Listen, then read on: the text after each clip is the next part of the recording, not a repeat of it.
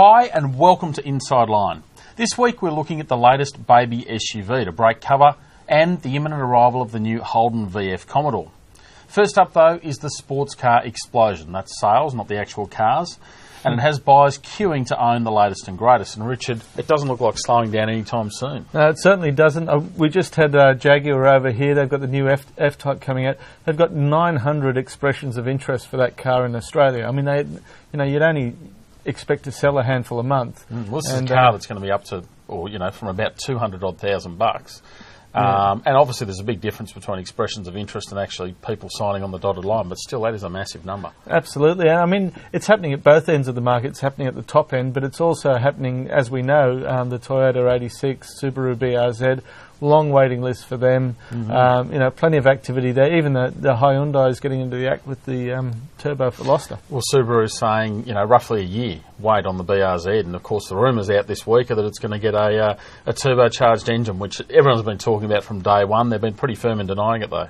They have, and to be honest, I don't think it fits in with the whole ethos behind the car, which was low output but lots of fun. And as soon as you stick a turbo in there, and then you're talking all-wheel drive, and then you start to get away from what the whole idea of the car was, I think, anyway. Still be fun. Yeah, and of course these things are driving record sales. I mean, sports car sales this year so far up 54%.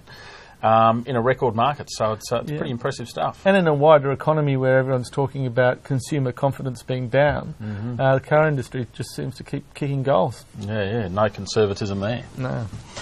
Now also this week is the new Volkswagen Taycan, which is suspiciously close to Tiguan, Richard, and even Touareg, which is their top one. Yeah, and it's suspiciously close in size. It's not a great deal smaller than the Tiguan, but we're starting to get to this stage where these things aren't any more practical than your average hatchback. I mean, we're talking about load areas that aren't very big, and what's the point? It's a fashion statement more than anything else. I think you've just hit the point right there, is that it is a fashion statement. The thing, it doesn't necessarily look like a boring, dull city car. I mean, the Ford EcoSport is a really great-looking car, and they're saying it's going to be pretty affordable, $25,000, but it's got the chunky looks, the high riding body, and it stands out a bit.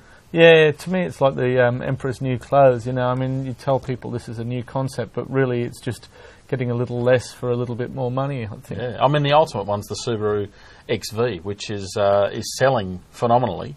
Yeah. And it's amazing to me how many people don't understand it's just an Impreza riding a bit higher with some body cladding on it. No, absolutely, they're going nuts for them. Very well marketed. Yeah, absolutely. Now, finally this week is the imminent arrival of the new VF Commodore. And Richard, if hype counts for anything, this new VF's going to be a pretty special thing. It should be. I mean, of course, the Americans are going to get to see it first because they're talking about an unveiling at NASCAR. Obviously, that car's not going to look all that much like, I mean, the NASCAR's a sort of fairly out there sort of version of it. But yeah, I mean, Commodore's coming out. Everyone's talking, is this the last Commodore? And it's going to be interesting to see how it's accepted. Absolutely. It makes you wonder how many, Falcon sales are obviously in the toilet, basically. Commodore sales aren't going a whole lot better.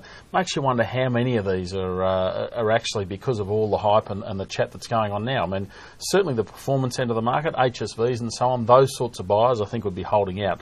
As for the other buyers, I'm not sure. Well, are there any buyers to hold out? That's the question. But yeah, I mean, you're right. When you're talking about these large cars, you're talking about 70% of them are fleet customers anyway.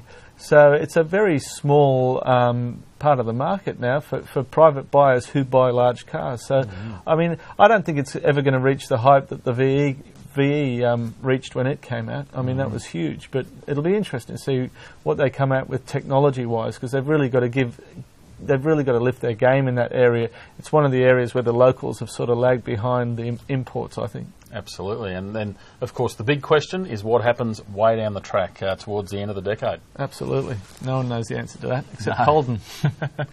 Well, that's it for Inside Line this week. Make sure you catch all the latest news and reviews here at drive.com.au. We'll see you next week.